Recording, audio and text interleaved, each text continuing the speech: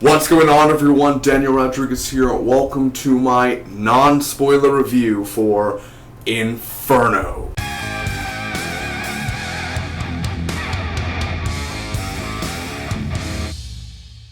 Inferno stars Tom Hanks, Felicity Jones, and Ben Foster, and it is directed by Ron Howard.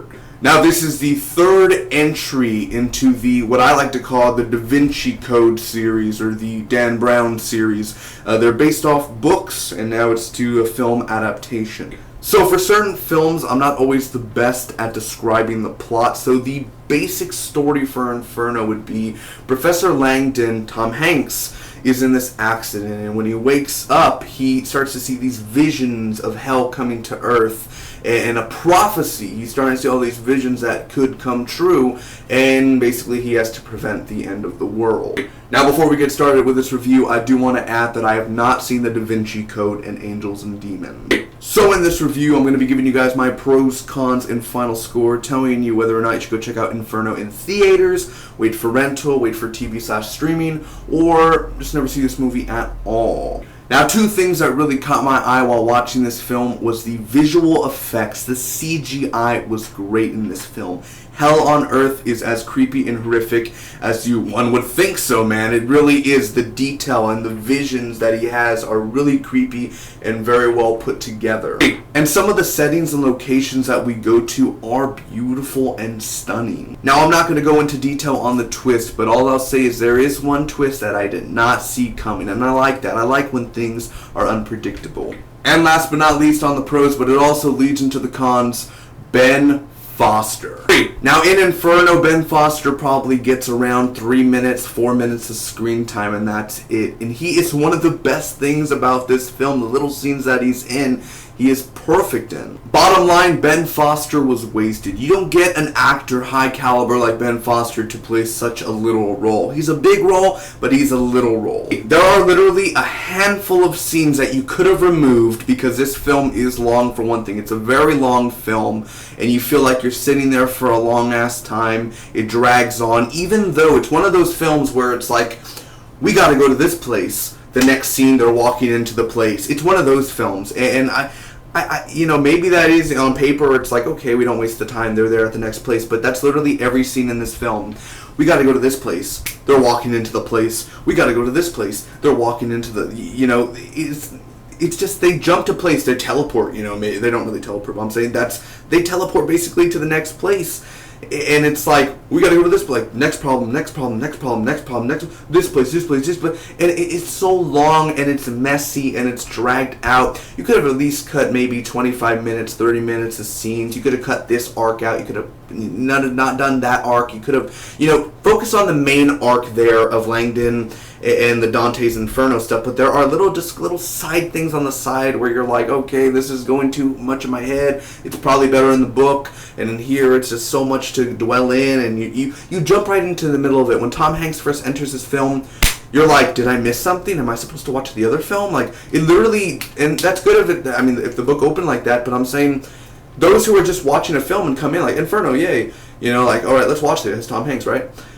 It's just, it jumps in, and you're kind of like, well, you feel like you missed a whole bunch of things, but that's the way it's supposed to feel, but it's like, wait, am I missing something? Like, it feels like there's so much pressure, like you should know something beforehand, and it's just a weird feeling when watching a film. If you feel like you're missing out on so much, but you're not. That's just the way it is. It's the beginning. It's very weird like that, but then again, Ben Foster could have had way more scenes, man. Definitely with his character and how important he is to the story.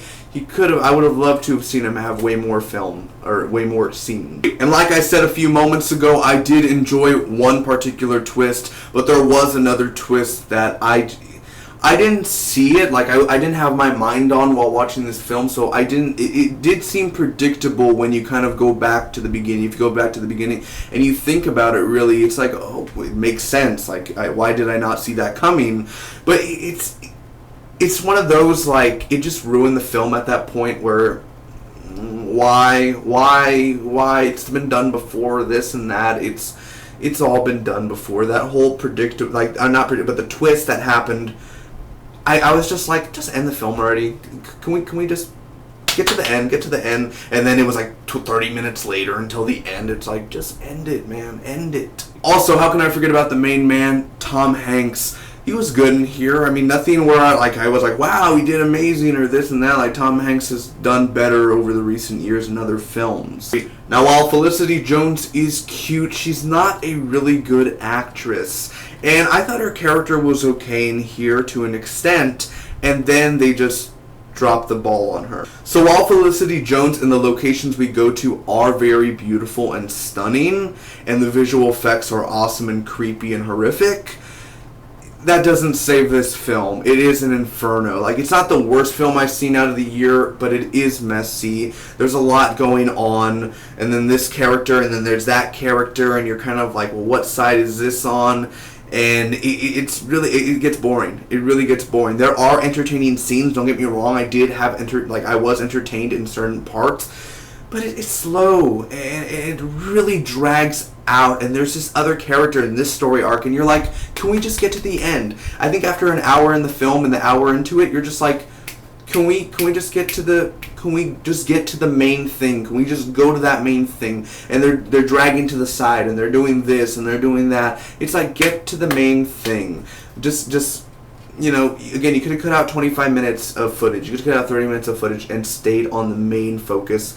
And there was a certain character that, again, they should have, the way they did the character, I was like, well, then it was so stupid. The way that the twist was so stupid. I like one other twist. I told you I like one other twist. I really thought, I didn't see that coming. But the other thing, I was like, you ruined it. You ruined it.